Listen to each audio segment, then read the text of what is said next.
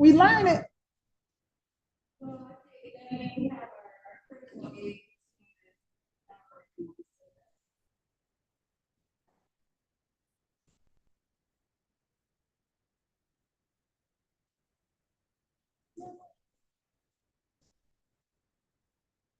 Uh-oh.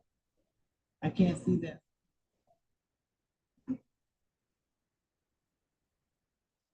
Oh, this is St. Louis screen, right? Yeah. Uhuru comrades in St. Louis, can you hear us? Yeah. Okay.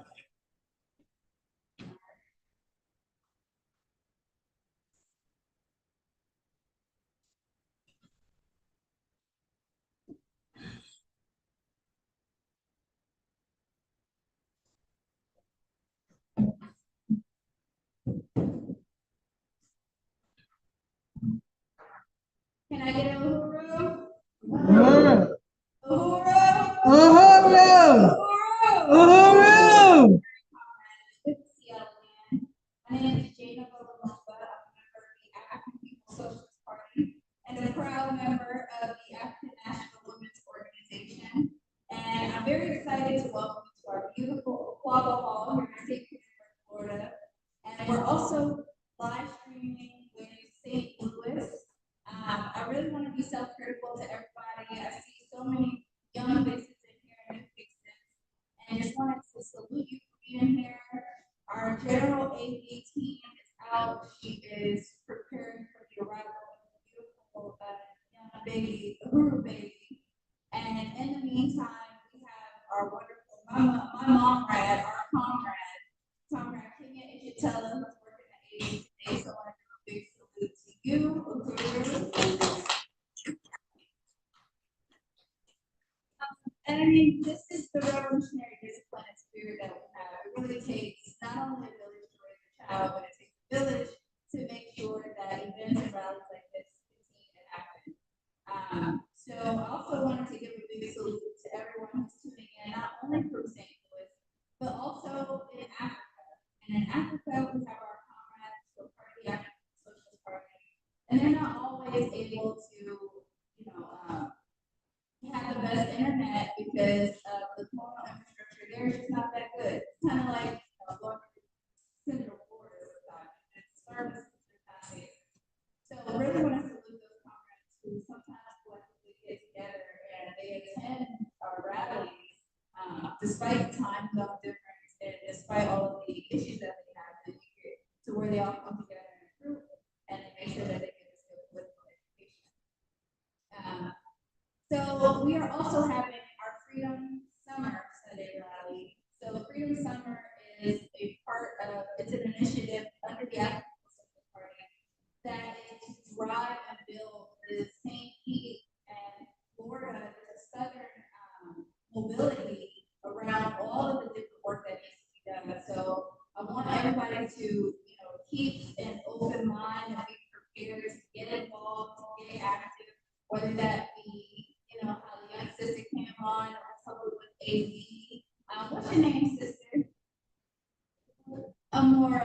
How Amora came and was in unity and said, I'm just going to do what I can. A lot of sisters and brothers, let's give a round of applause. That's what revolutionary action means. Sometimes it doesn't mean taking huge, bold steps. Sometimes it means taking baby steps into becoming the advanced attachment. That's what the Uhuru baby is all about. That's even what our mass organization, MPDA, is all about. MPDA is responsible for these Sunday rallies. Founded in 1991, the leading organization for peace, spread, and Black power in the 21st century. And you can join as part of the mass organization at mpw.org/today.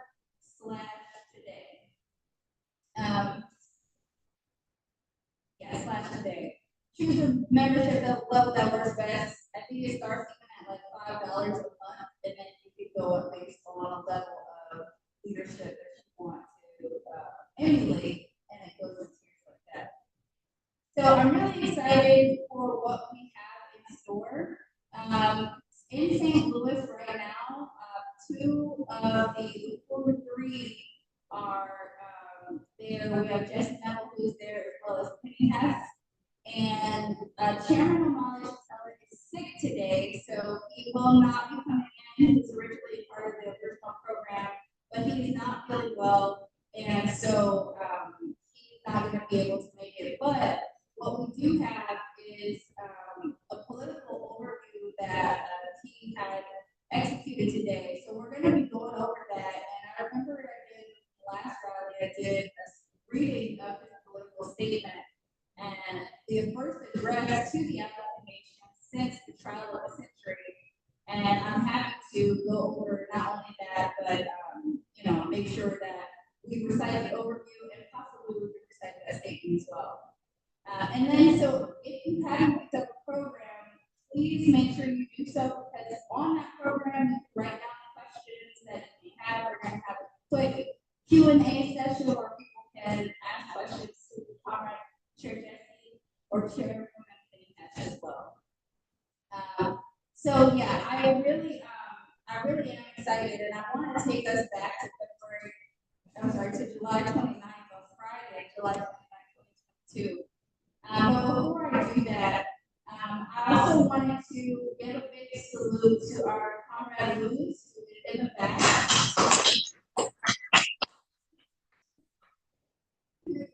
As a part of these rallies, we really rely on the community to come together. And Luz is from Puerto Rico.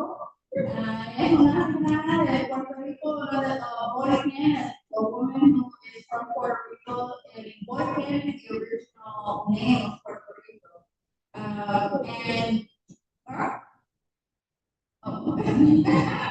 And what Luz did is to really bring Africa to St. Pete.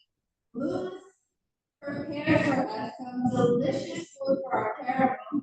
Caramel is a Swahili word that means feast. And so at the end of the round, we have feast.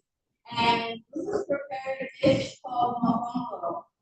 And Luz also prepared a dish called arroz con dulce. And that is like rice and peas, essentially. And rice and peas in the Jamaican culture are in just standard English. And I really want to salute Comrade Luz for that, because that is the type of effort. Everyone comes in. Comrade Director Chairman brought us some trees. I brought some big old juicy avocados from my backyard. And it's that type of it's that type of socialist activity, and Black, we're naturally socialist. We love to get together, we love to share, we love to be together, and that's the type of action that really drives our rallies forward. This is only the second week since the historic trial of the century, and we are really, I'm still coming, I'm getting down off of this high of just how incredible the trial was. The victory was imminent because of all of the organization that we utilize and demonstrate in our day-to-day lives, but also with the people coming together. So for those who do not know, the Uhuru trial, the government put up $10 million saying that if anybody could speak against the Uhuru movement and have evidence that we've been working with the Russians, they will give them $10 million. They understand the economic state that all of that work class is. You can imagine that they assumed, the government assumed that they would have poured somebody, anybody, to even advocate something against the chairman that they could possibly use against the organization, and they failed. The government lied in the courthouse under oath, and they still lost. And we told the truth, and we won. So I just think it's such a historic trial, and that victory is not the end of our struggle. It's really just a powerful reminder that if we organize and when we unify, we're unstoppable. And so I just really want to salute everyone who's part of the African Socialist Party, all of the members that came from all over the globe I think we even had a comrade from South America. And also want to salute, just the chairman and the brilliant leadership that he displayed throughout that trial, before the trial, leading up to it, but also throughout the trial, because, even if you think about the psychological weight of the case itself, you might imagine, like, under stressful situations, some people lose weight, some people, their hair start falling out. They took pictures of the chairman. I looked at the New York Times, and like his muscles got bigger. His skin was glistening, and he was so calm and poised and controlled. And it was just an incredible type of leadership. Do you have something? We need to move you a little bit closer to the speaker. Oh yeah. All right. Is that it? Is that the all right. Well, yeah. So yeah, I just really want to salute Chairman Omali Shatella, and I'm going to begin by going over that political overview. But first, before I go there, I know that the comrades in St. Louis, they are ready to recite our African national fight song, and also to get into the video from July 29th. With some of the technical difficulties, we won't be able to see that video, but we will be able to hear the African National Fight song. I memorized this song. I know Laura is probably going to have this song memorized by the time it's over. Maybe we can get Amore to perform this. I would love to see a performance because I see a star in the making. Okay. And I think that, it's this type of energy that really fuels the revolution and keeps us moving forward. So, July 29th, 2022. Do you have something? I was just thinking maybe could we expand this video since the video is going to play? Yeah. Maybe maybe sit it up there while the video plays.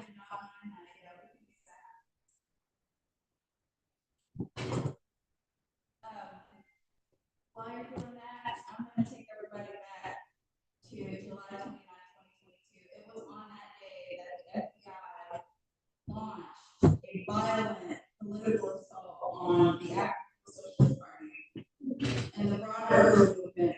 Our leader, Chairman Omali Shatella. They executed pre-dawn raids. They used flashbang grenades, battering rams. They were agents of tactical warfare. They were doing the most. They had drones in front of our DC ONA, our deputy chair ONA today. And all of this is occurring simultaneously, not only in St. Petersburg, Florida, but also in St. Louis, Missouri. And they were targeting us. They were trying to target us. They thought that we would get our weakness.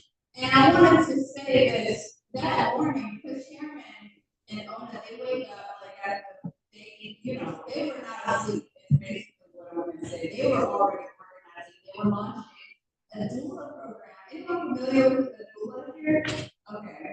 They were launching a doula program to help overcome and combat the high maternity mortality rates in the Black community.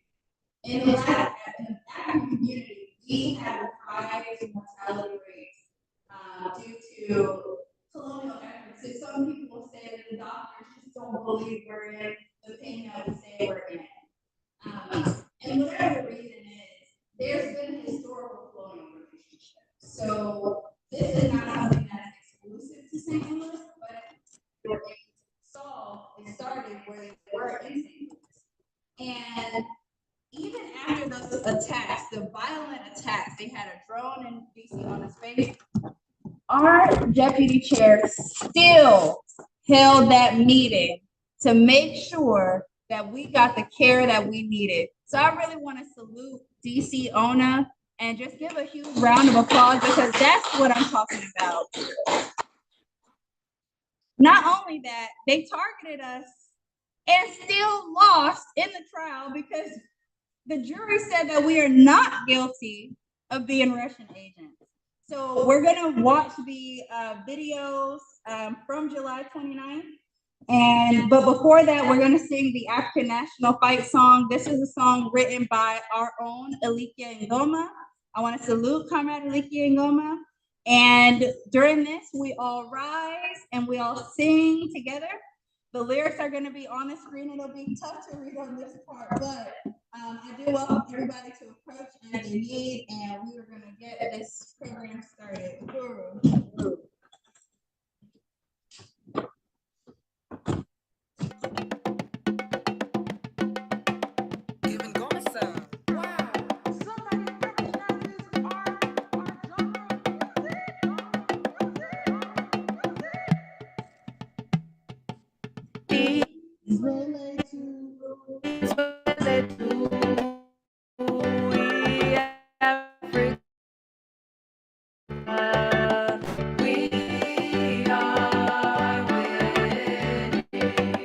Shout Uhuru for our freedom. We are winning. We'll dance and sing songs when revolution's won. We are winning.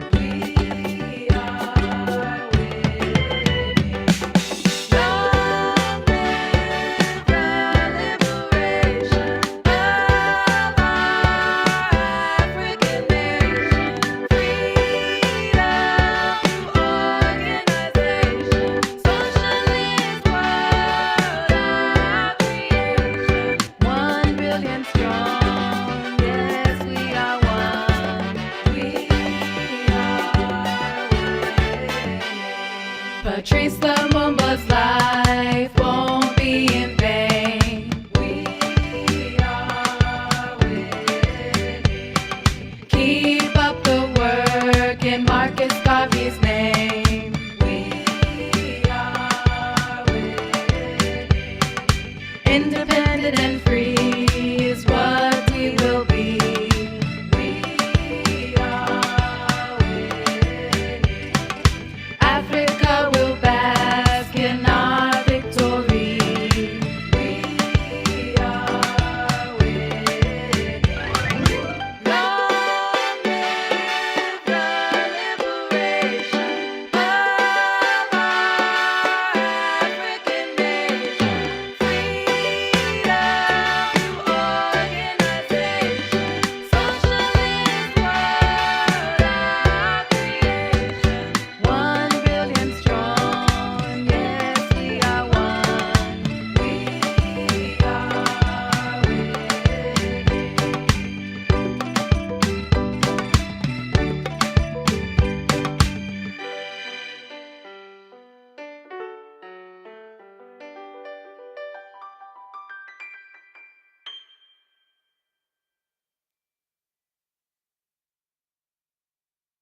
This is the FBI.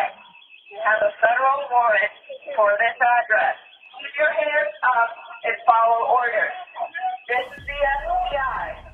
We have a warrant for this. They handcuffed me and my wife out here. They wanted me to sit on the curb while they were carrying this out, something that I refused to do. They wanted my wife to sit on the curb out here, that she refused to do.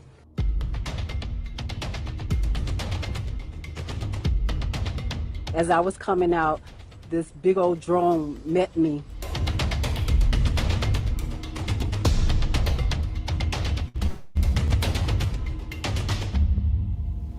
The only revolutionary organization that's done something here on the ground practically for African people is the one that's come under attack.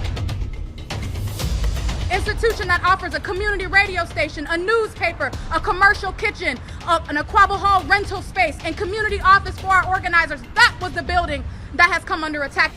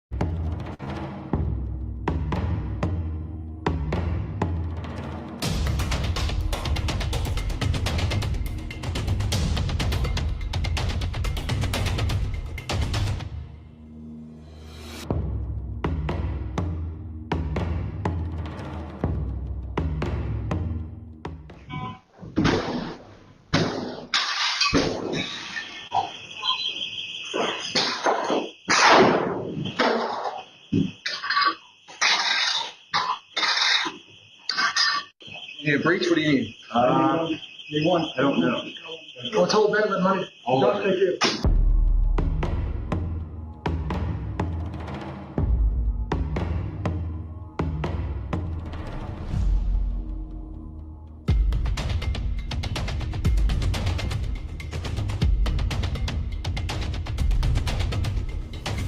We will build a movement of white people that says hands off the Uhuru movement. They see in the African People's Socialist Party a vanguard for the struggle for the liberation of our people. They see that because not just what we do here in the United States, but because we had the temerity to do like Garvey, to do like Malcolm X, and take the struggle of black people around the world.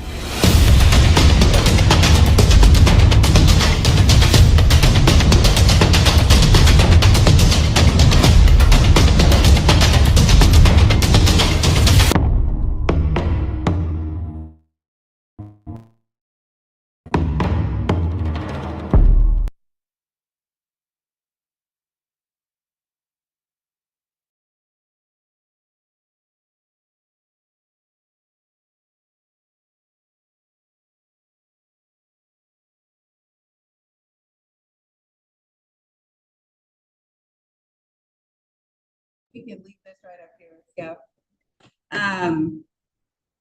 There's a quote from Comrade Jesse Neville that reads, "Solidarity is not charity. It's the principled unity with the oppressed in their struggle for liberation." Comrades, today we are going to welcome virtually a true revolutionary, a leader whose unwavering dedication to justice and solidarity has shaped our fight against colonialism.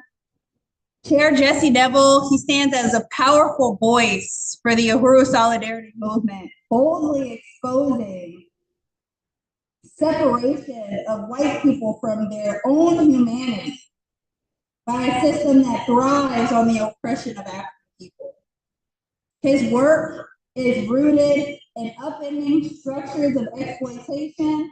He wants to empower us to take collective action and empower white people to take collective action for their liberation, for true liberation.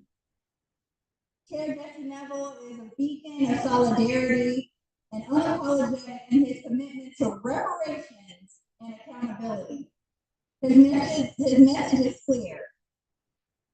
Our liberation, white people's liberation, is tied to the liberation of African people. He challenges white people to confront complicity on an economic system built on our suffering and pushes white people to transform that realization into revolutionary action. So today, as we celebrate the victory of the Uhuru 3, let's give a resounding welcome to Chair Jesse Neville, a leader who embodies the principles of solidarity and courage and justice. Uhuru.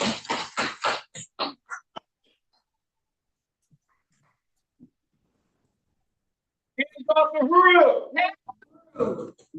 Hands off Uhuru! Unity through! Uhuru, thank you so much to Comrade Janeba for that powerful introduction and just for your brilliant leadership of the Sunday rallies of the International People's Democratic Uhuru Movement. I'm very, very honored and humbled to be here in the Uhuru House here in St. Louis. And it was an honor to be at the Uhuru House in St. Petersburg for the last Sunday rally just a week ago.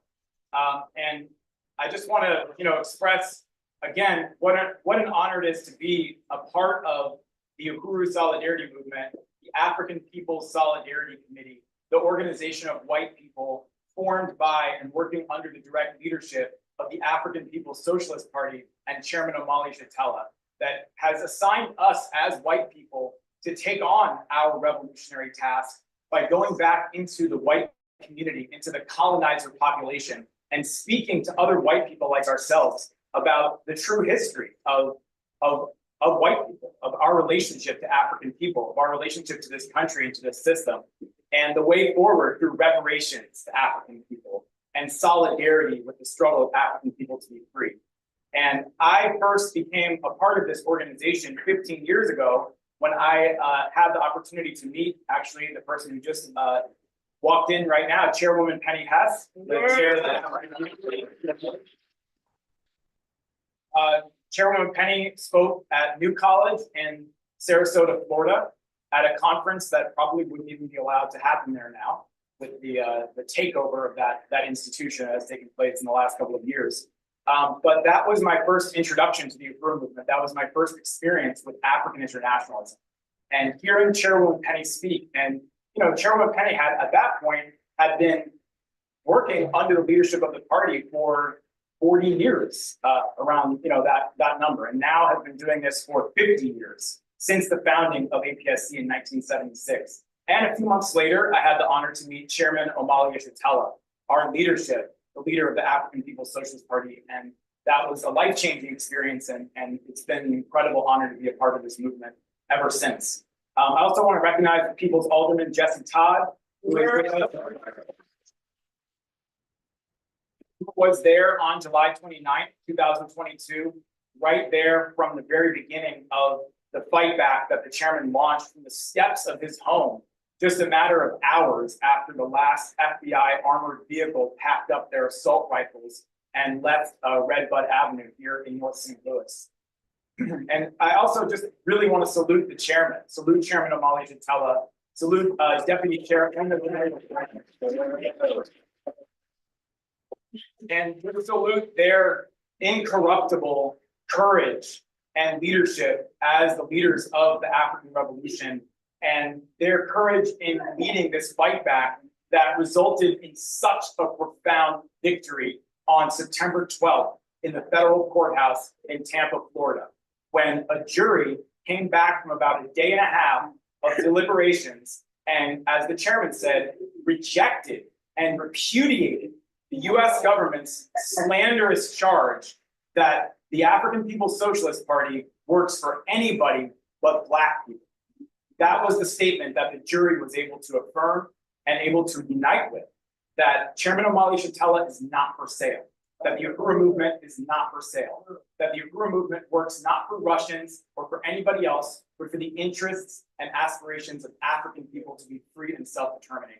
And that has been the case for over 50 years, and that is the case today. So I wanted to just take a few minutes to talk about what happened in the trial, what actually happened in that courthouse. And there will be more and more coming out in the coming weeks, including the transcripts will be available for people to read. And everybody should do that. And there will be a lot more summations and events to talk about actually what went down in the federal courthouse in Tampa over the week-long trial that was supposed to be a month. They expected this to go on for a month, but like the chairman said, they ran out of ammo. And they had to wrap up, the government had to wrap up their case by Monday of the second week. And by Tuesday, the jury was out for deliberations. So after raiding 7 homes and offices of the Uhuru movement on July 29th, with hundreds of FBI agents you saw in that video, going to 7 homes and offices, including Chairman Omali and Deputy Chair Onizine Yeshitela's home right here in St. Louis, raiding the Uhuru house, raiding Chairwoman Penny Hess and Kitty Riley's home here in St. Louis, raiding where I live with Comrade Amanda Carlozzi, raiding the Uhuru Solidarity Center, raiding Director Akile at where she was residing at that time, raiding the chairman's home in St. Petersburg as well, which he was not at during that time, and taking tons and tons of so-called evidence that they estimated to be the equivalent of what they call 20 terabytes of digital evidence or data that would, put that in book form, would be 2.5 million books worth of evidence, which even one of the FBI agents had to agree would take an entire lifetime. And even that isn't true. It would take multiple lifetimes to go through all of that. So they went through all of that. They spent tens of millions of dollars. As you heard Comrade Janeva said, they offered a $10 million reward to anyone who would step forward to cooperate with their assault on the African People's Socialist Party and the Uhuru movement and Chairman Omali Yeshitela. They had 14 witnesses take the stand at this trial, 12 of them FBI agents, and the other 2 paid expert witnesses who couldn't even remember how much they had been paid, or they said they couldn't remember how much they had been paid, and who had to admit under cross-examination that they knew nothing about the case and were not in any position to testify about anything having to do with our case. They had hundreds of agents working on this case for years, and we learned more and more about the extent of this so-called investigation at the trial itself when we got to hear from some of the FBI agents who were the architects of this political prosecution against Chairman Omali Yeshitela and the African People's Socialist Party. And despite all of that, the Uhuru movement, the Uhuru 3 called no witnesses, and we won.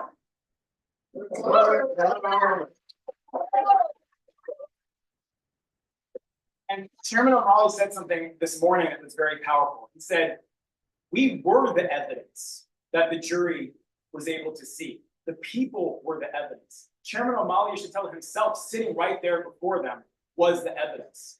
The solidarity movement that was there, the hands-off Uhuru comrades that were there, the party members, the people that were there, that was the evidence. And in all of the evidence that the government presented, what was revealed is that the Uhuru movement and the African People's Socialist Party is a principled, consistent, revolutionary organization with integrity that never compromises on their principles. And whether it's in front of an audience or behind closed doors, they stand with the indigenous people, they stand with the Mexican people, they stand with the Palestinian people, and they are never willing to sell out to anybody.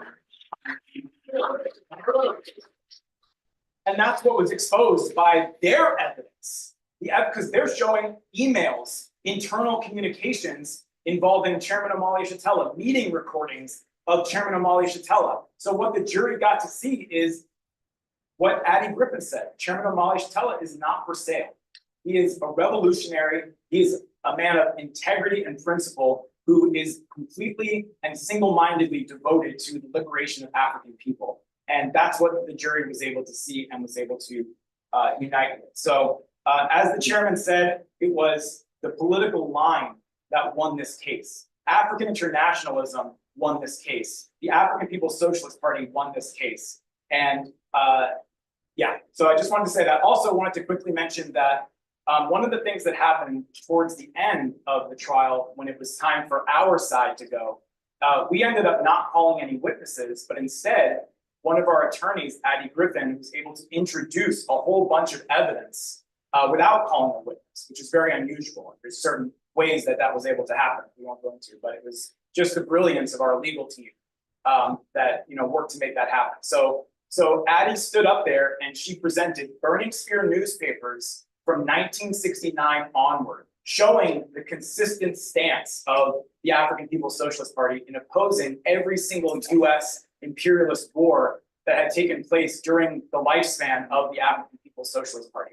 She showed videos of Chairman Omali Yeshitela speaking, including in Russia, a 20-minute interview of the chairman in Russia, in Moscow, talking about who the party is, who the Uhuru movement is, why he's there, what he wants to win from the Russian people and from the anti-globalization movement of Russia, et cetera.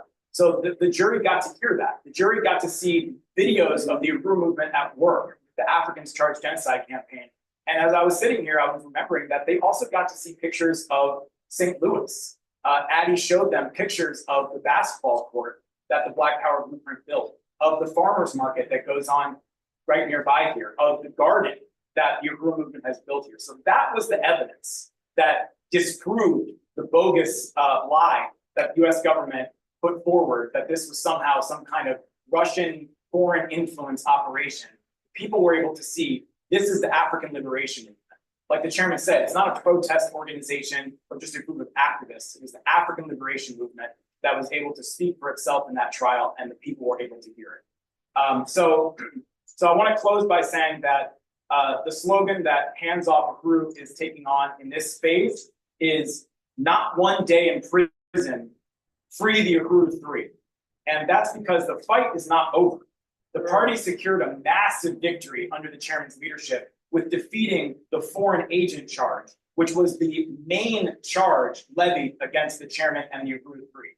And the chairman has made it clear to us it's the more serious charge, not just because it was the one that carried a higher prison sentence, but because it was the foundational political charge that was meant not just to secure a conviction that would put Chairman Omali Yeshitela in prison, but in so doing would discredit and delegitimize the African liberation movement and African people when they raise criticisms of the treatment of African people by this government, by saying when African people protest police murder, it's the Russians telling them to do it, or mass incarceration, it's the Russians telling them to do it, and so on and so forth.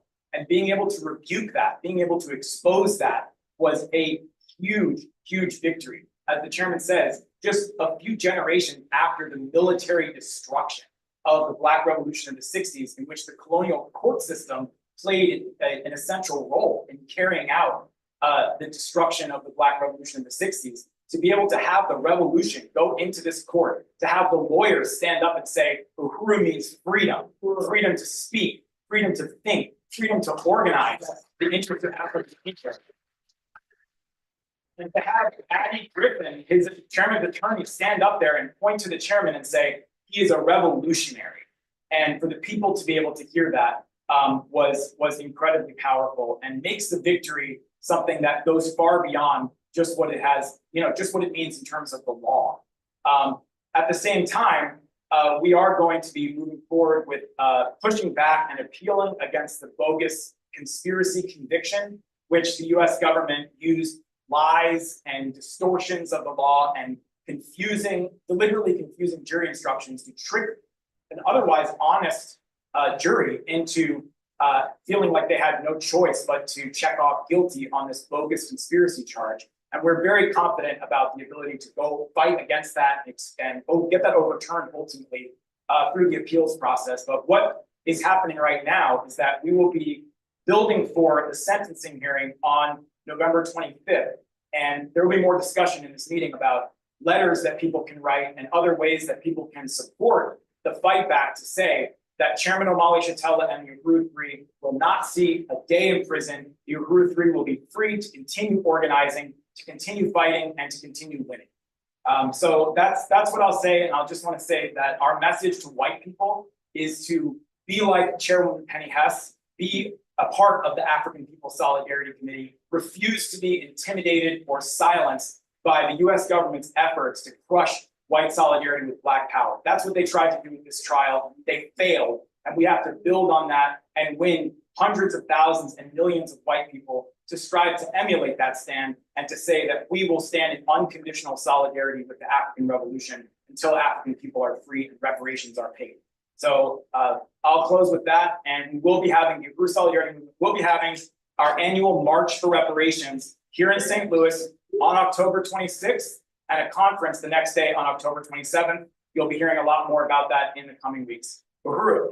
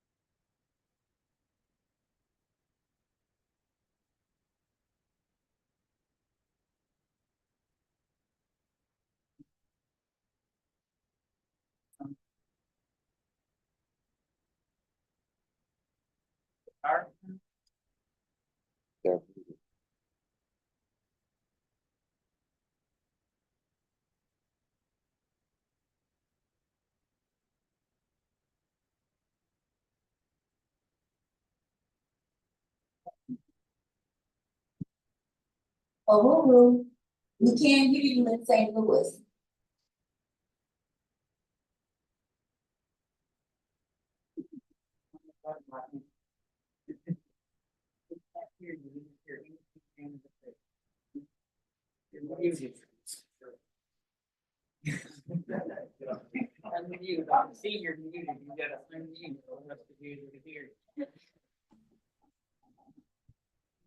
All right, Uhuru comrades, our AV was tied up, so I just want to give a revolutionary salute to Comrade Penny Hess and welcome Chairwoman Penny Hess to the stage. Uhuru.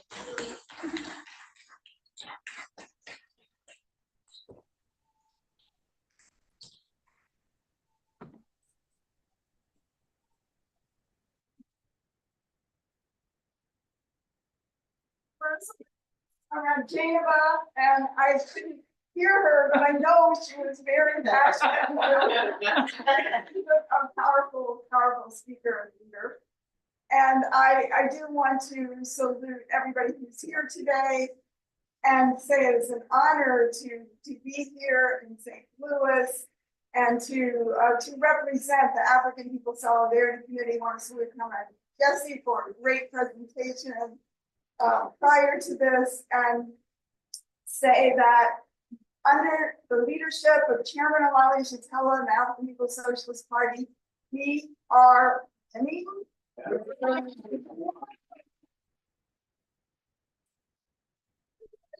very, very exciting time, and that this is a powerful victory that the African People's Socialist Party and Chairman Omali Yeshitela just won. As Comrade Jesse was explaining, I am the chair of the African People's Solidarity Committee, and this is a really incredible and profoundly important organization that for the first time in history puts the struggle of white people for socialism, for revolution under the leadership of the colonized African revolution in this country, which makes sense. And I first heard Chairman Omali Yeshitela speak in 1976, which is getting close to 50 years ago. And he was on a tour. He came to Louisville, Kentucky, which is where I was, and that was one of the places that he spoke. He said that he was holding a conference in St. Petersburg, Florida, a few months from then. This was in the summer of 1976. And he called on white people to come to that, which I did go there in a car with others. And I heard the chairman speak. I heard him spend, 13-hour presentation on dialectical materialism and what this means. And to me, it was incredibly exciting to hear for my first time the world through the eyes of the African working class. It was liberating to me, and it was something that I knew that hundreds and thousands of other white people want to be on this side. And so what the chairman did at the founding meeting of the African People's Solidarity Committee was call on white people to go out and talk to other white people, which is the responsibility of white people, not African people. It is the responsibility of white people to carry that out and to win others. And that he wanted us to be one to telling other white people the same words, the same way that he explained the world to Africans. And so this was the challenge that was taking it on. And what the chairman had taught us was that the struggle of African people, he said, from the very beginning, from when I joined in 1976, the struggle of the African people was not against racism. So this is what we learned. This is what we think. Oh, well, this is a good thing, take on the struggle against racism. But what the chairman was saying is that African people are struggling against colonialism. Colonialism. That it's not just the ideas in white people's heads, it is the fact that the oppression of African people in this country, in Africa, and all around the world is backed up and upheld by the state, by the army, by the police, by the jails and prisons and everything that they're trying to unleash on Chairman Omali Yeshitela today, by the state, the colonial state.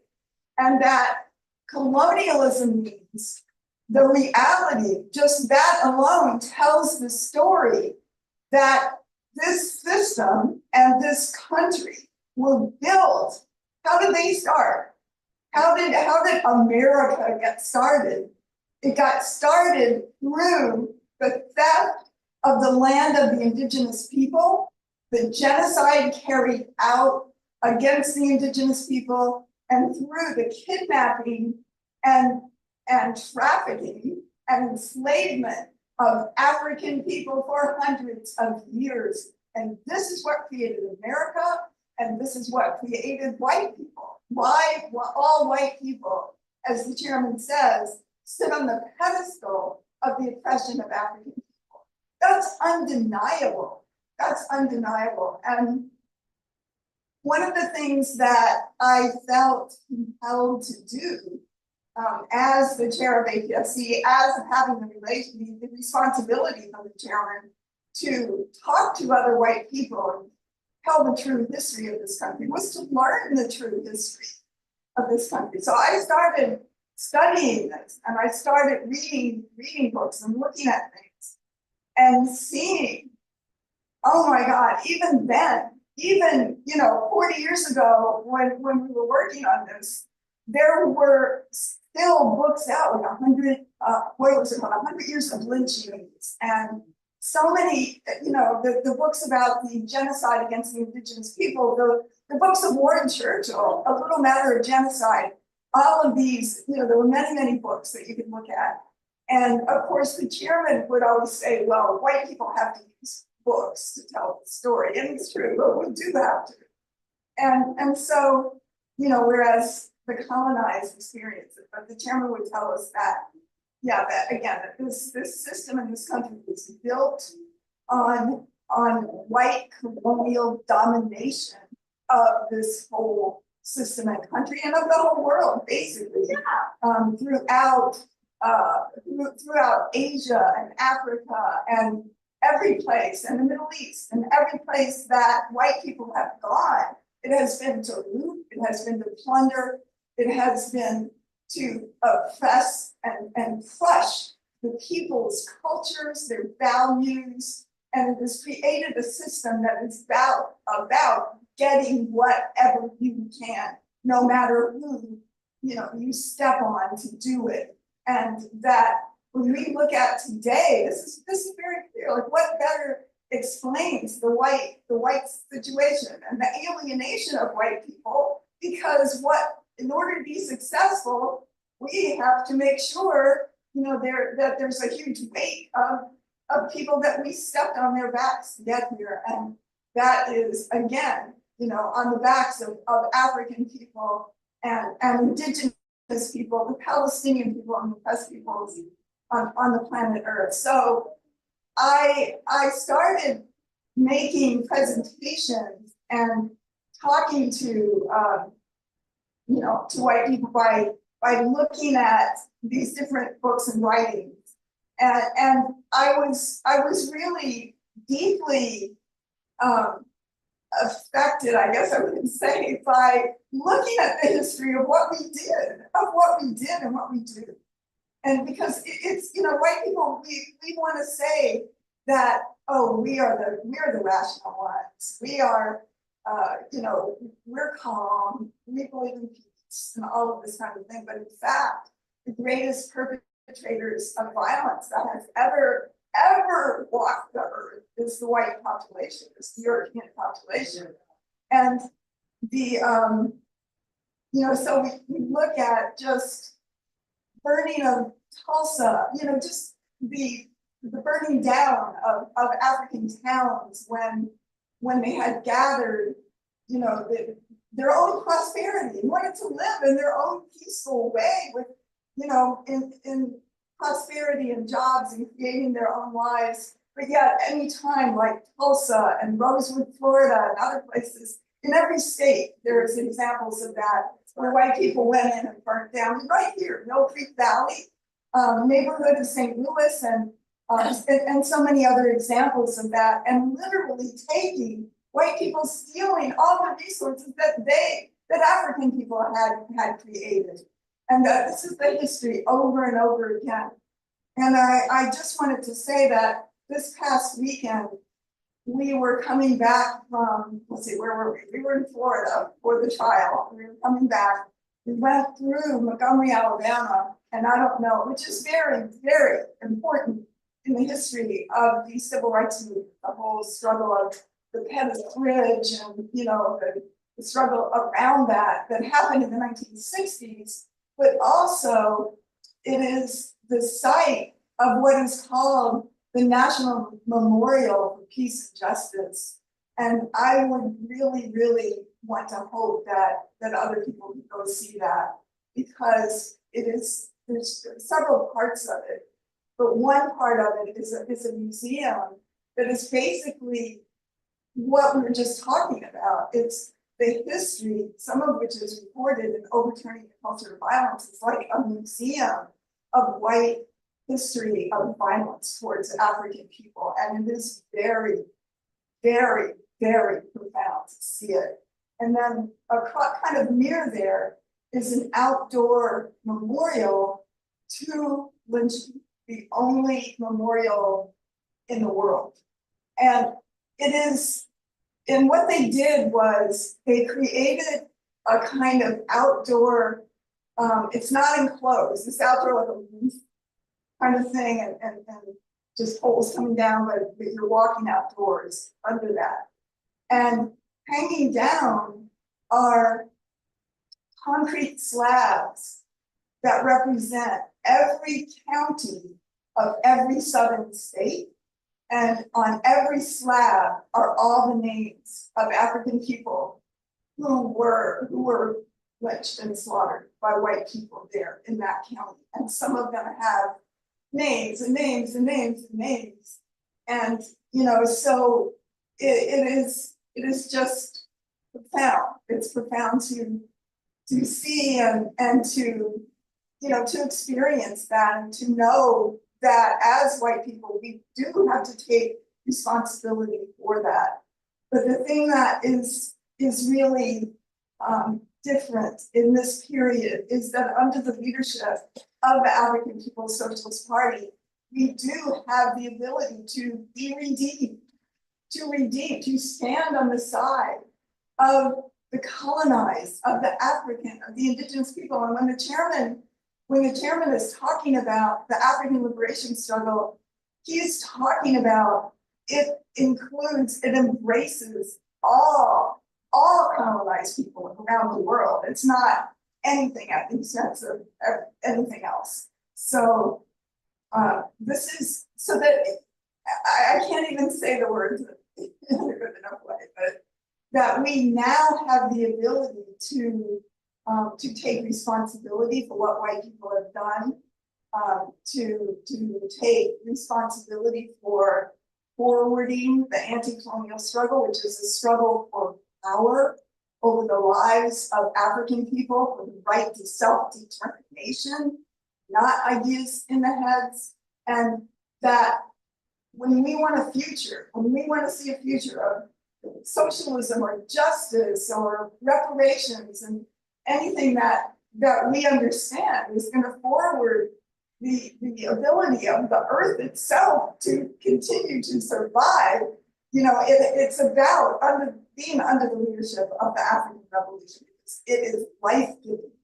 It is about the planet, all animals, all, you know, every living thing. This is what it represents. And the white population represents the you know, the colonizer, the death, the violence, the suffering, the, you know, just this hideous kind of relationship to others at their expense for ourselves.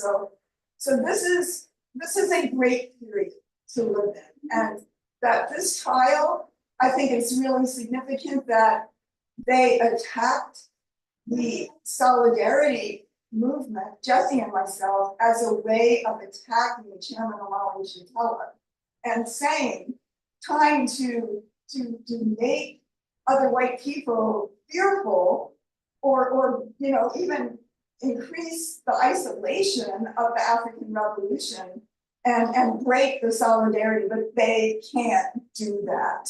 They can't.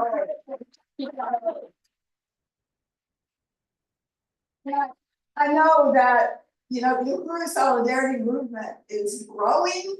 It is going to be worldwide. We are really salute Comrade Jesse and Amanda who lead that Uhuru solidarity movement, and the other comrades who are here. We do have the ability to be on the forward side of history, and we can be part of winning, of being winning. And this trial represents that struggle. And the chairman said that this is the first time in 50 years that, or maybe ever, that the African liberation movement is on trial and therefore is exposed, as we talked about earlier. So this is a powerful time. I'm honored to be under the leadership of the incredible Chairman Omali Yeshitela, Deputy Chair Omisane Yeshitela, and the African People's Socialist Party.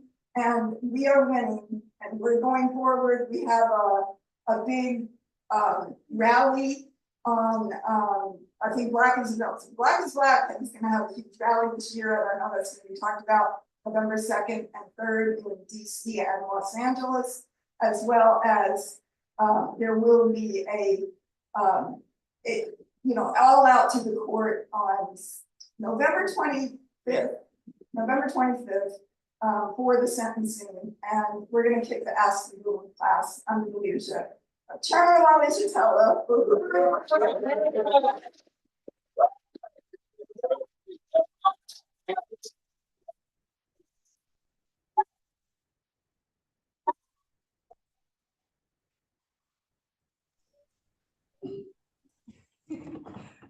All right, Uhuru comrades. I'm gonna go into a general overview from the chairman that was presented this week.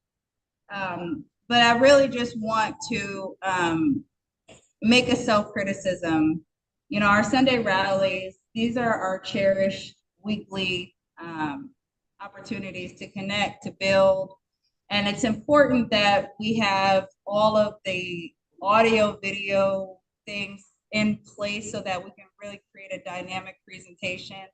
We had a number of issues in terms of personnel, and that just, it doesn't contribute to the normal dynamism behind our Sunday rallies. So I want to make a self-criticism for that. And I also want to, just speak to that, because as the MC, I'm not just your host here.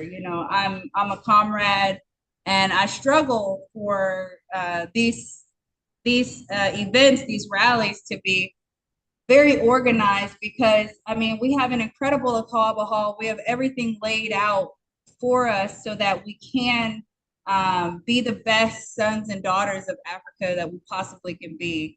And that requires a certain level of organization. So, we have to struggle and continue struggling for that. That was an incredibly dynamic presentation, not only from Chairwoman Penny Hess, but from Chair Jesse Neville. And I really want to salute Chairman Omali Yeshitela for helping white people really find a home outside of the so-called progressive or the left, because Chairman always says, left to their own devices, they're not going to get it right. I see a lot of people, white people, they want to talk about saving the earth after all of the, just the destruction that has happened, and omitting humans as if we are not a part of the earth. I've seen images of African hands, mountains of African hands in Africa, and then North America following the trail of bones that are at the bottom of the Atlantic Ocean. You'll see images of mounds of bison, right? And then an attempt to starve out the indigenous people from them having their natural way of life. So you cannot talk about the environment. You can't talk about, wanting to love Mother Earth and Gaia and all of these things without addressing the colonial question, because it's the colonial question that keeps this parasitic relationship to the rest of the world. And African people are included in that, So I just want to salute Chairman Omali Yeshitela and the African People's Socialist Party for having that correct scientific stance and not just treating, the symptoms of colonialism, but really getting to the root of that and working to extract it. It's like a cancer. Sorry, that's what scientific mind goes. Chairman went into an overview of the trial, just highlighting how brilliant it was. And the judge's demeanor was, you know, he was noting how organized, he mentioned how organized we were. We had daily reports going on outside, like a news channel.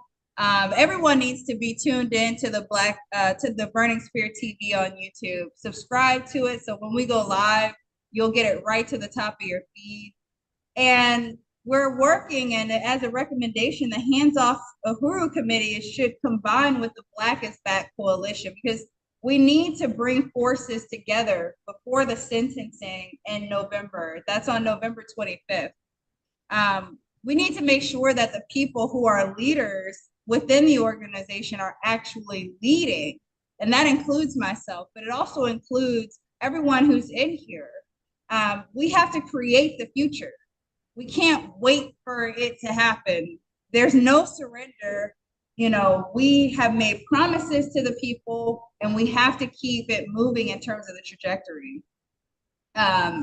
You know, the judge already knew who the Uhuru movement was when the prosecution tried to tie the movement to the Black Lives Matter movement. And we are not the Black Lives Matter movement. You know, we have surpassed this idea of wanting to change the ideas of white people and how they feel. It doesn't matter in the grand scheme of how they feel. We don't say Black Lives Matter, we say Black Power Matters.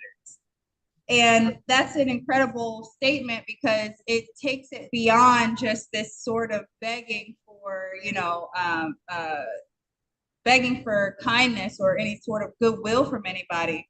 And Chairman would say it would take a fawning racist sycophant.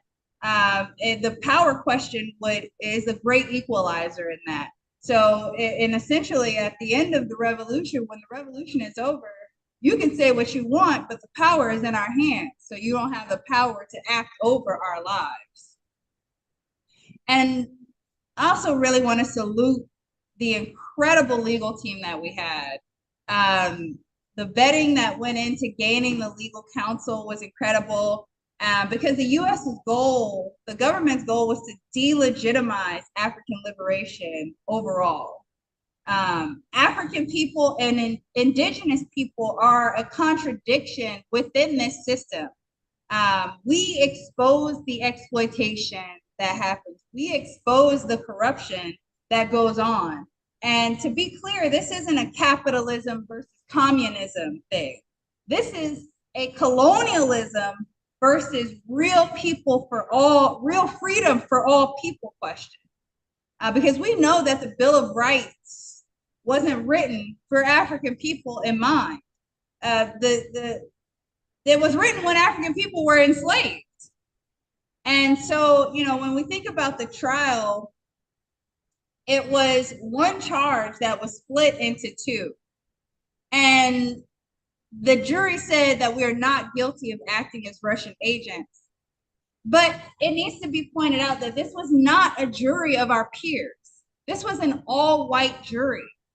And they, you know, they were able to receive some real serious political education during this trial. They understood, they learned who the party was, they learned what we're fighting for, and they were able to see the stance of the African People's Socialist Party.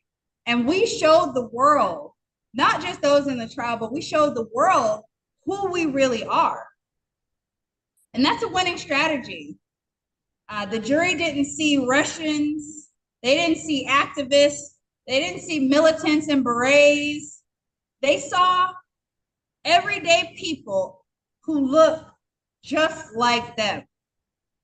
We showed our work, and even with the evidence that was being presented, we showed our capacity to organize.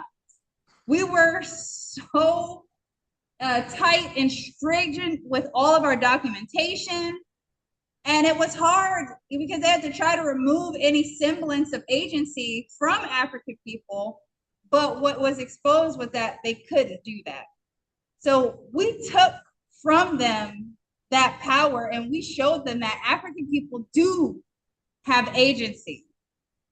We can't hide in the party or any committee. For those of us who are a part of this, we have to consolidate and push forward. We have to push this movement forward because there's a lot of work that needs to be done. Like I said, we ain't come this far just to come this far. So it's important because, you know, we see ourselves in the oppressed and disenfranchised. And it's also important to say that because after all of the work that they've been doing, all of the years that they have been building this case, they couldn't bring one single person to testify against the Uhuru 3. So I think that it's incredibly significant. So I want to open it up for Q&A. We promised a Q&A. We have 10 minutes for that. And for those of you in St. Louis, please approach the podium so that we may address your questions. I know this is the first time that many of you have seen Chairwoman Penny and Jesse Neville in person because they've been here on the ground for this incredible trial. So I want to again salute you all and open it up for questions for the Q&A. Uhuru. And also, just so you know, if anyone has questions here about the trial, you can approach the podium as well.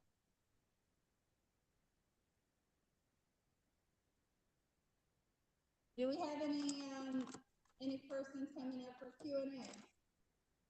Otherwise, you know, we can move it forward. You have a question? All right, come on. Well, yeah, and we have a question coming up here as well. It looks like they got one question going. All right, so go ahead and then we'll get for everyone. I'm Camila Rowley from the Green Party. Here in St. Louis has been supporting the fight, you know, to be free for a long time, as you said inside. And I do have a question regarding the new slogan, because you know, I know no day in prison could also mean probation. And, you know, I'm saying this on the background of my husband having died in prison, so I know what it means when you're on parole or probation, and I know what you know, can be done, even when you're not talking about prison.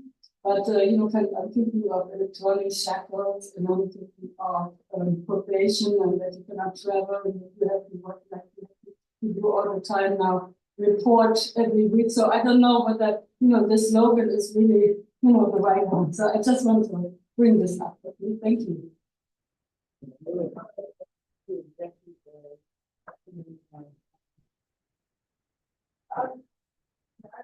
I appreciate this input.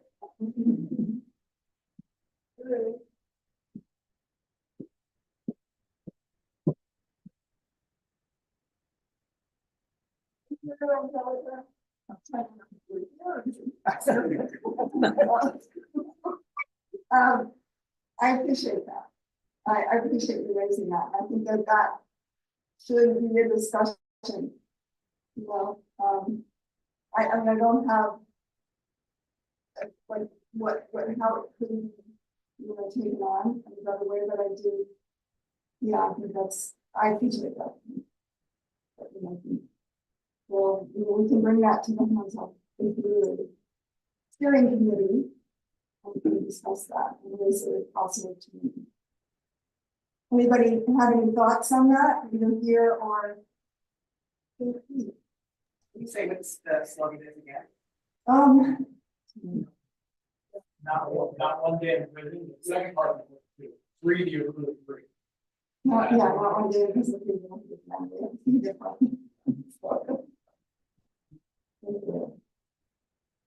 All right, well, I will take that back to a discussion. Yeah.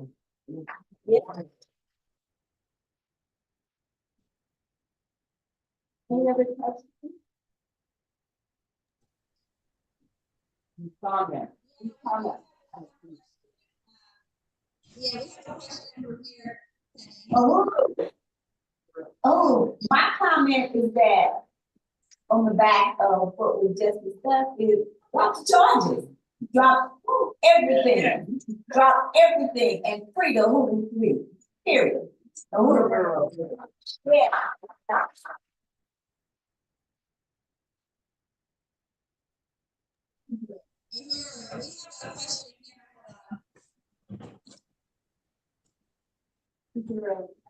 Anything else? Right on this side. Uhuru, comrades. Uhuru. My name is Constance. Very happy to be here. I just wanted to make a statement and pose a question. My statement is, I find it very interesting, the comparison between the last time they raided Aquaba Hall and back in the day with Tyrone Lewis situation. But my question is, what do you think the intention was for them to attack solidarity forces? Because I understand what they're trying to insinuate for the party, but what could their intentions have possibly been to attack the white class of people that are speaking in solidarity? And for them to have tried to build a case for so long, I just feel like it's not over. And I just feel like, you know, we should be asking more questions, possibly finding a way to even, you know, sue them back, or like find a way to like fight back in a more offense instead of defensive way. Because at this point, it's like political bullying, you know? So I just wanted to pose that question to everyone. Uhuru. Uhuru.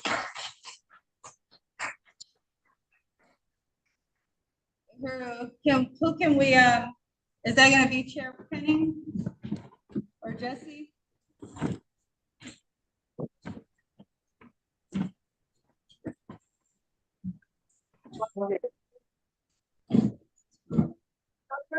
Yes, I think that's a really important question, and I do think that the solidarity forces were consciously attacked by the state as an attack on the party, on Chairman Penny.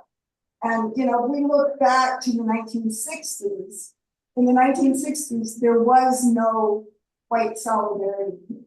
There was the Student Nonviolent Coordinating Committee, SNCC, in 1966, wrote a paper saying that white people should basically be kicked out of SNCC, and they should go back to the white communities and organize, you know, in their own, in white communities. So that happened, and the Student Nonviolent Coordinating Committee did evict all the white people, but they didn't immediately, they didn't go back and start organizing solidarity with African people, and that struggle was very critical. It was the main struggle in the world, the civil rights / Black Power movement of that period. So, so basically what happened was 10 years later, in 1976, Chairman Penny formed the White Solidarity Organization, African People Solidarity Committee, under the party's direct leadership, with the same political understanding of African internationalism as the party, and forwarding the strategy and the tactics and the goal of the total liberation of Africa and African people. That's what we do. And I think that also what we do is carry out reparations in a real concrete way.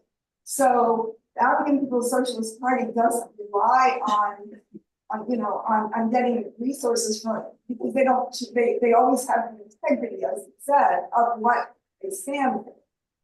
They're never going to compromise that. And so when we from the Solidarity Committee, go out into the white community, we're winning other white people to not only stand in solidarity with the African liberation movement, but return the stolen resources, because we recognize that everything that we have is because it was stolen from African people and indigenous people. And just want to say, even today, the wealth gap, and there's every form of life, every front of life for African people, there's a gap. You know, in mortality, maternal mortality, you can look at it all. It's one thing for white people, it's another one thing for African people. But the wealth gap alone today is average wealth, according to the Pew Charitable Trust, which is puts out all these kind of statistics. For 2023, the average assets, that's not income, that's the worth of your house, your car, your bank account, the average for white families is $240,000. The average for African families, this is wealth, this is assets, is about $45,000 to $50,000. So that is almost $200,000 more in just that alone, just in that alone, in terms of the resources available to white people versus African people. So these are the kind of things that there has to be a solidarity committee to go out and say this, like, we have all this money because we've stolen it, because we've carried out violence towards African indigenous people. And I think that the Uhuru Solidarity Movement has members in 130 cities in the United States. This is powerful. This has never happened before. And it can only get bigger and bigger, but the state wants to attack that because they've left the African liberation movement isolated over and over again in the past. And the part of building the solidarity movement, the chairman has said, was to break the isolation of the African past and enable their determined solidarity. So this is why they are attacking. They're attacking, it just makes total sense. Of course they want to attack that, but the more they attack it, the more they build it. Don't they know? The more they build it, more white people are like, I want to be on that side.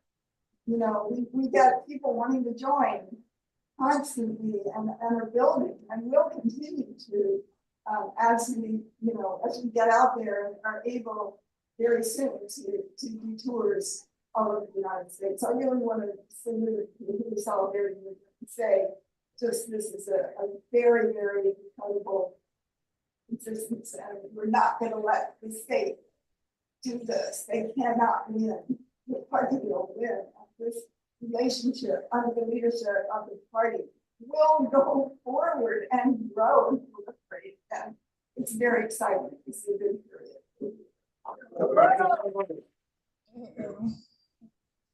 Yeah, and just to summarize, Chairwoman Penny Hess was making a statement that, when SNCC was formed, there were white people involved, but after they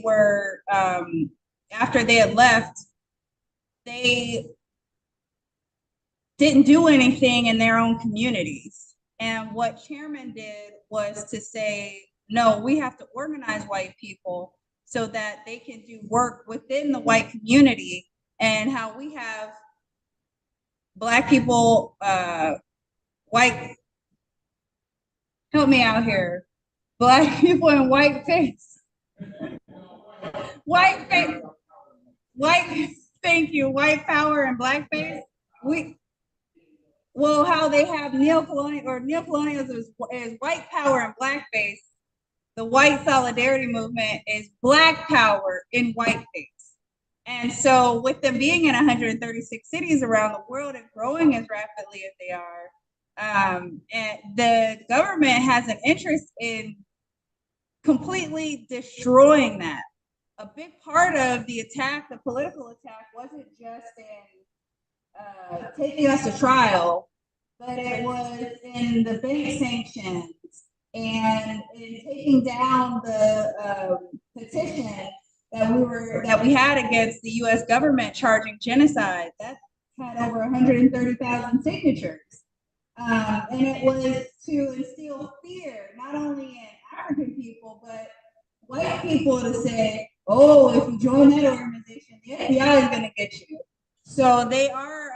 The legal team is making every effort not only to appeal, but they're gonna attack this in every way possible to make sure that we let the government know not only are we not guilty, but we're not to be played with either. So just wanted to expound on that, because with the AV contradictions we're having here, it's almost impossible to hear what is being transmitted. So yeah, I really want to salute salute everybody, and it doesn't look like we have any other persons coming on, so we can move forward. You know. Oh, Chair has a question. Oh, comment. Come on up.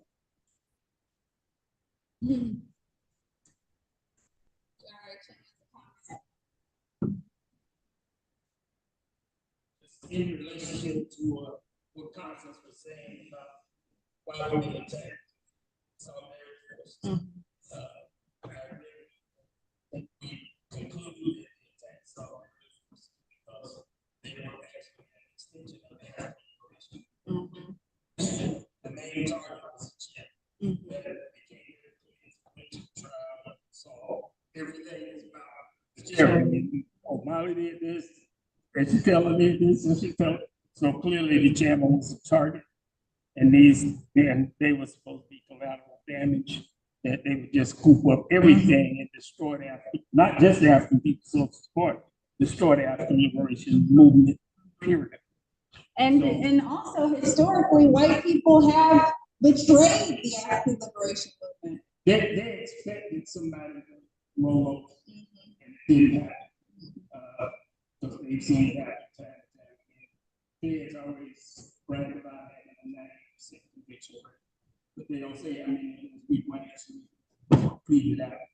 So, yeah, that's powerful. And I mean, a 98% conviction rate doesn't mean that they're correct in any of their stances. They're just sending somebody, that's really what that means.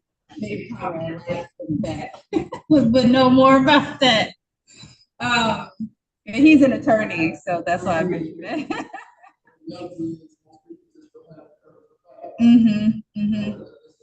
Yeah, Comrade Life was saying that the reality is that most people don't have the courage to fight. So, yeah.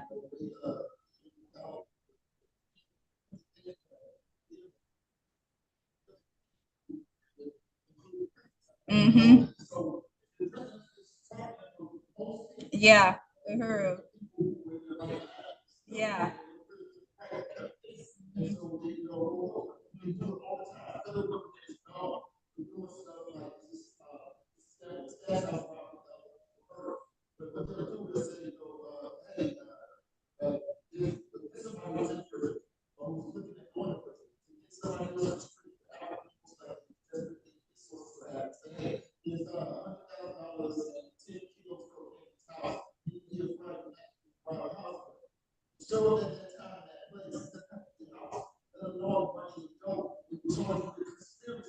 Okay. Oh, St. Pete.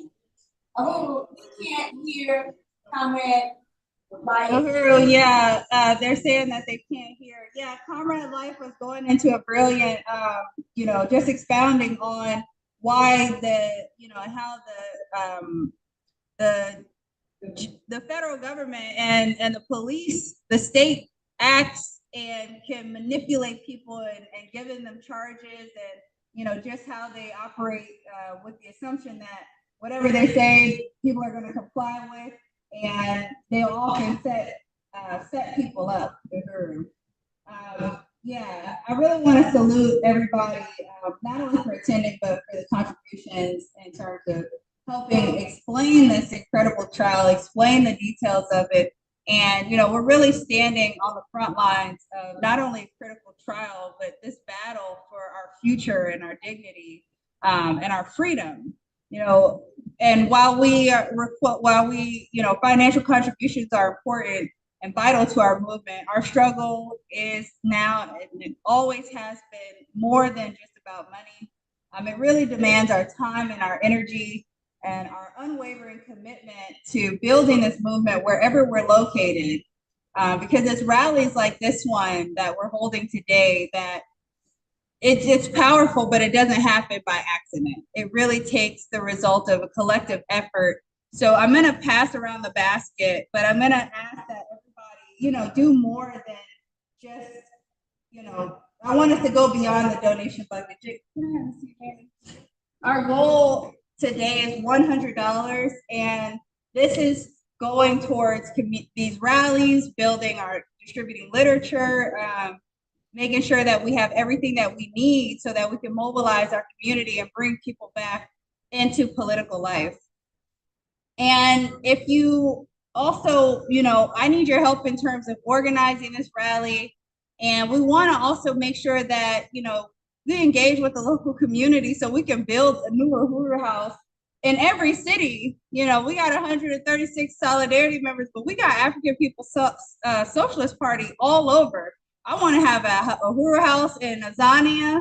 And for those who don't know where Azania, who knows where Azania is? All right, tell me. All right, they call it, it's the African term for South Africa. So when you hear us talk about Azania, even in the African National Fight song, that's what we're talking about, South Africa. And, I also mentioned that I'm a member of the African National Women's Organization, and I want to salute the fierce leadership of President Yejide Odumila, who leads the African National Women's Organization, or ANWO. And we have book clubs. The Harriet's Daughters book club is incredible. Yejide really stands at the forefront of this global struggle. And under her leadership, ANWO has really blossomed. It really helps us assert our right to lead revolutionary change. And she also makes sure that, we're smelling good while we're doing it with the Decolonize brand. My hair is glistening right now, and that's because I use the Rebel oil. So go to anwouhuru.org and join the African National Women's Organization. We have tiers for everybody, and it's very dynamic. So visit anwouhuru.org and join today as well. And also, if you are ready to join the Vanguard, I want you to be a part of the African People's Socialist Party as well. And you can do that at apspuhuru.org/join. But this is really where, the Africa's best sons and daughters thrive. It's where I am so proud to be a member of. I'm a Uhuru baby that evolved. I started in the mass movement. I was a part of NPDUM, and I did a lot of on the ground work. NPDUM is good for if you want to get, involved in local politics. You want to get involved in a safe and strategic way in different protests and get your feet on the ground, get your feet wet in terms of revolutionary activism, as it's popularly termed.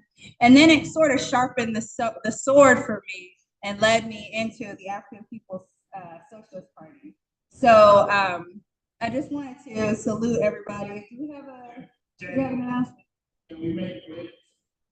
Yes, you can make pledges to NPDUM, you mean? Yeah, absolutely. Yeah, you can make pledges to NPDUM. Yes. Uhuru, we got $25 pledge. And St. Louis. Okay, and also St. Louis, you're not excluded from the resources, so please go ahead and start passing that basket around. Do we have a total? All right, so we got 50. Uhuru. St. Louis, we want to thank St. Petersburg, but our goal today is $200. And if you have $200, I can finish, we can get to eating. But if anybody got $200 they want to donate, okay, how about $100? Wait a minute now, y'all can't up. Can we get $200 today? Wait a minute. How about $100? Okay, $50. 4 people with $50. Okay. I have a $25 challenge. I will do 25. That leaves 175. How many $25 challenges can I do? Yeah, we gotta make sure we can't let St. Louis outdo us. We got our lives here. We have our life. We at 93. We at $93. Okay, we got 25. How many more? 20. That's 3. 1, 2, 3, 4. That's 80. 90. Oh, what is it? 80, 110, 120 in the back. Okay, we got 120. 10. 130. Don't worry, we got $93. We're gonna get to 100. 140. All right, we got 150. We got $200 goal. Uhuru coming. We got 150. What y'all got over there, St. Louis? We have 150. And you can go online to npdem.org and donate. If you have the Cash App, npdem, INPDUM. Okay, we had 150. All right. What's y'all total out there? Hold on, I need to update. Hold on. What you got?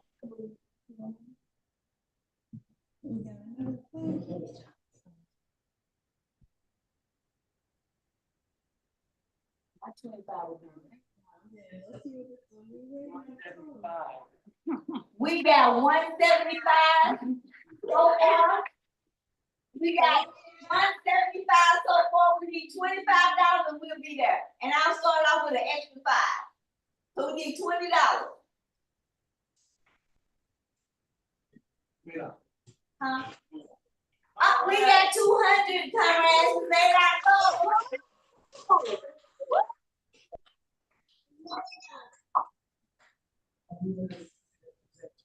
$218. We got 218, comrades. All right, comrades. That's what I like to see. We are I'm so proud of this. You know what? St. Louis is doing the damn thing.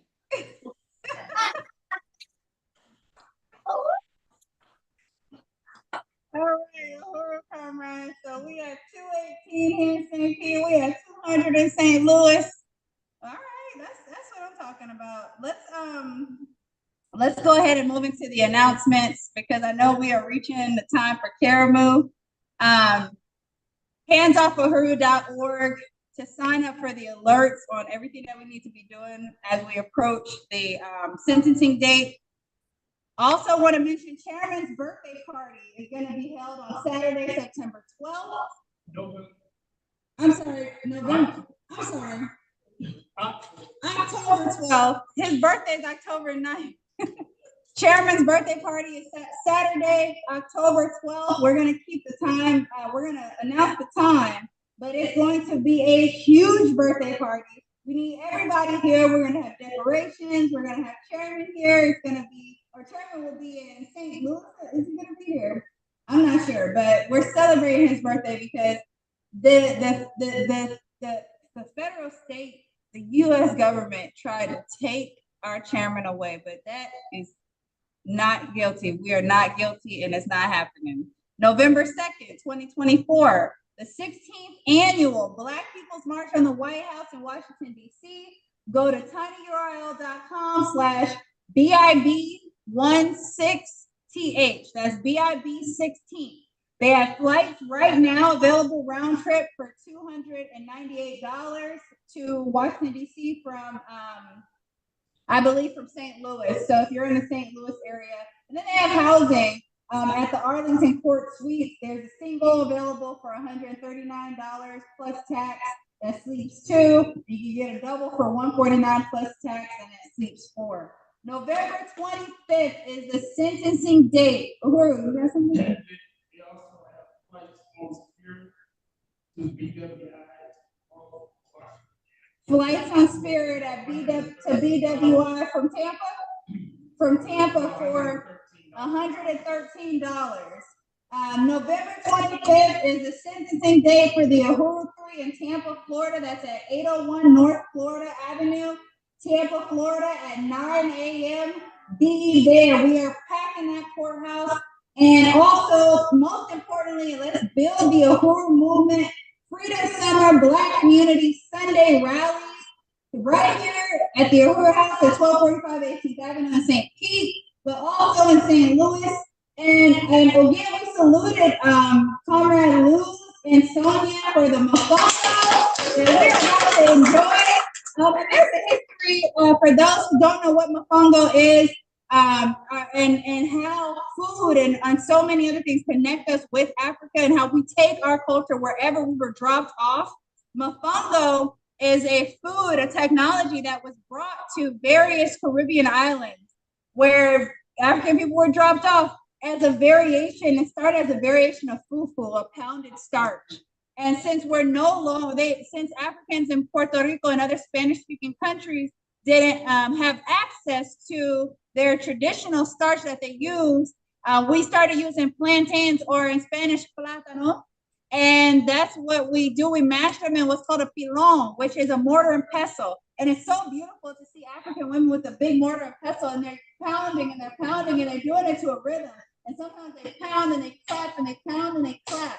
And this delicious dish is so popular that they want to make it the national dish in Puerto Rico, but they just said it's the unofficial national dish. And we also have the national dish, which is arroz con gandules. And I'm so pleased to share that we have that in the back as well. And another side history note, mofongo comes from an Angolan, an African word, muefenge. And that's where in the 1500s, Africans were stolen from in the Angola area, and they ended up in the various Spanish colonies. So we take that history back, and we're going to use that the food to fuel us for the revolution during our ceremony. So thank you again to Luz and Sonia. And Luz in Spanish means light.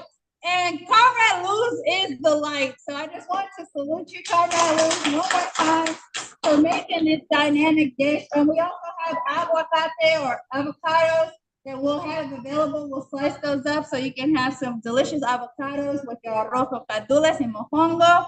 Y gracias por todo, Luz. Gracias por todo. So today, I just want to say that this was such an incredible gathering. Despite all of the technical issues and contradictions, we heard powerful presentations from Comrade Jesse, Chair Jesse, and Chairwoman Penny Hess. And we're reminded about all of the work and this ongoing struggle for our democratic rights and the importance of staying vigilant and united through all of this. So, you know, the time for half measures, compromises,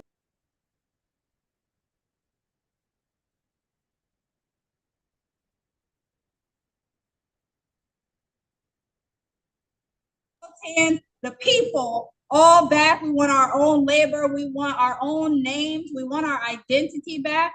And the African working class is no longer going to be used as an engine of global wealth while our communities starve, while indigenous land is poisoned. We're going to reclaim what is rightfully ours, and we're not waiting for permission. We're not asking for reform. We're building power. We're taking control of our own destiny, and we're forging a future where Africa is free, unified, and thriving under socialism and the red, black, and green flag.